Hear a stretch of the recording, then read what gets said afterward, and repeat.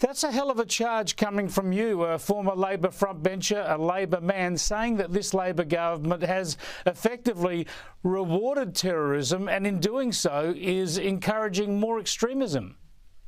Absolutely. And really the approach that we need to be taking right now is confronting the disintegration of the United Nations as a relevant institution.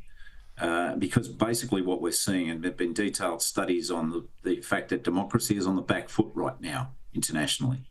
And 71% of the world's population live under autocracies. There's only 13% of it left living in what we would call democracies. And that's being reflected in the erosion of UN institutions. And unless we stand against that, we will be saying goodbye to the usefulness, the relevance, the importance of the United Nations in any of these international security or peace issues that we face.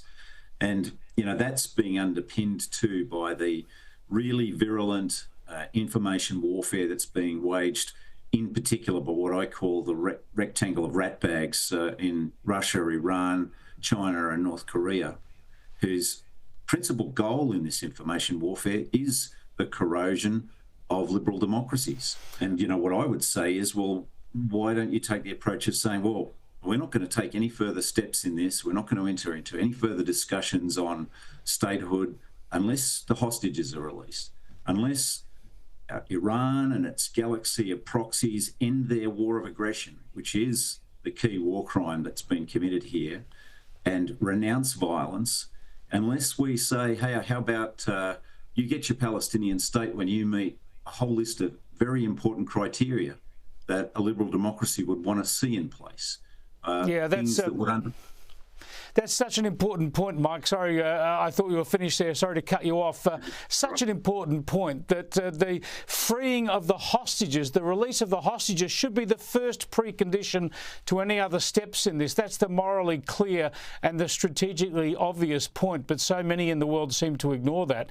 You talk about these bad actors operating through the United Nations. Of course, in the latest votes, Australia has thrown its lot in with them and dozens of other countries in the United Nations, where, as you say, the non-democratic countries get the equal vote to a democratic nation like Australia. In doing this, in these latest votes in the UN, has the Albanese Labor government abandoned Israel? Well, this is shocking when you think of all of the history of Israel and Australia's relationship of shoulder-to-shoulder confrontation against fascism, tyranny, terrorism, and the fact that Australian lives have been saved by the sharing of intelligence by Israel.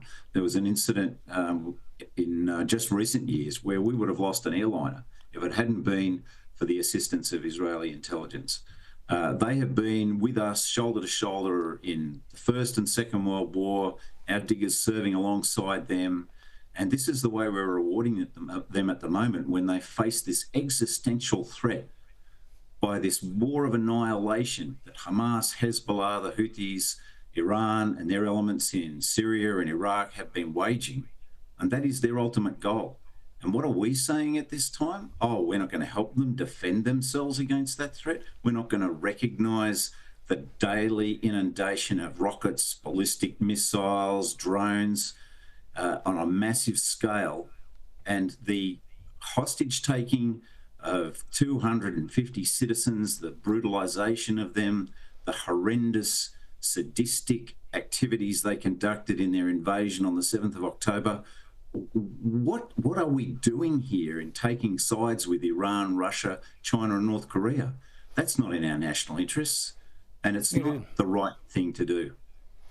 Now, the former opposition frontbencher, now backbencher, Julian Leeser, singled out two cabinet ministers last night on my program. He singled out Richard Marles, the Deputy Prime Minister, presumably because he's a leading figure of the Labor right, and also Mark Dreyfus, the Attorney General, because he's a Jewish Australian. He said that if they don't agree with these moves, they should be resigning from cabinet. Here's Julian Leeser. At what point does Mark Dreyfus and Richard Marles say enough? We cannot stand by and let this happen. We need to resign on a point of principle. Because if they don't, they will show themselves to be the cowardly lions of Australian politics. Mike Kelly, is Julian Leeser right? Yeah, Julian stands on very high moral ground. After all, he did stand down as a Shadow Attorney General in relation to the Voice debate that we were having last year. So, he's demonstrated he's a man of principle.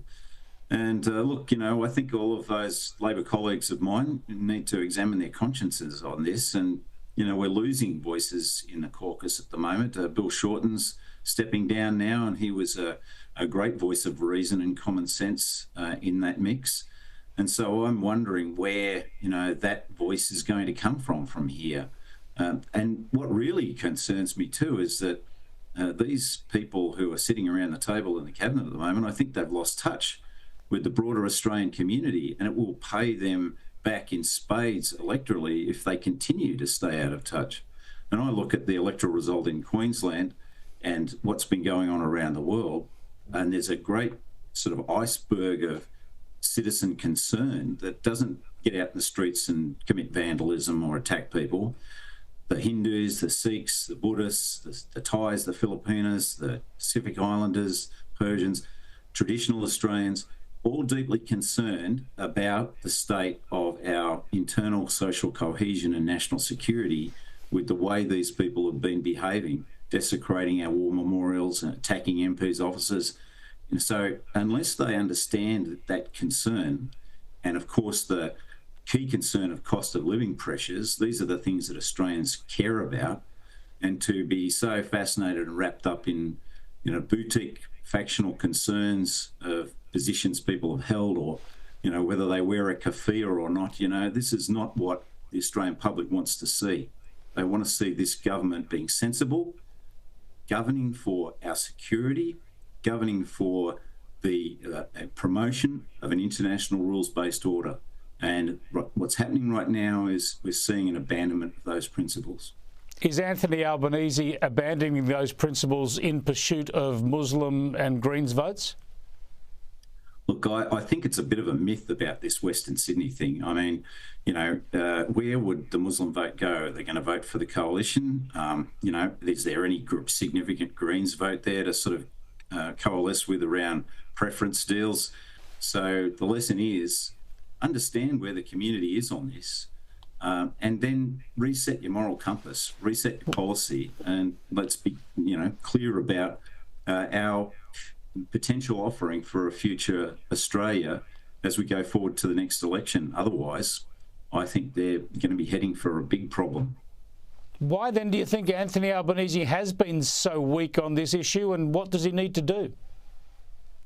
I think there's a lot of division in the caucus right now, and there have been no clear voices pointing out policy options and political realities. The judgment, is fading there on that sort of thing.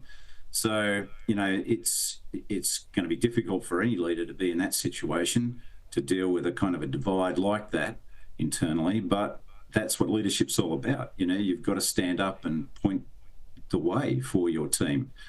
He won't be well regarded if he's led us to a first-term defeat. And so, you got to stand up and work out what your, priorities are in terms of your political agenda, but also what your legacy is going to be going forward. So, what are you here for? I remember when I first went into Parliament, I said, look, at the end of this thing, I just want to be able to pass the shaving mirror test before everything else. And in a community with a lot of diverse attitudes, it was just easy for me to pick what I thought was the right thing to do, go out and argue it, because you weren't going to make everyone happy, but at least they'd listen to you and they might give you points for standing up for something. So I'd say to Albo, look, mate, reset your moral compass, stand up for something here. The community will reward you for that. Mike Kelly, thanks so much for joining us.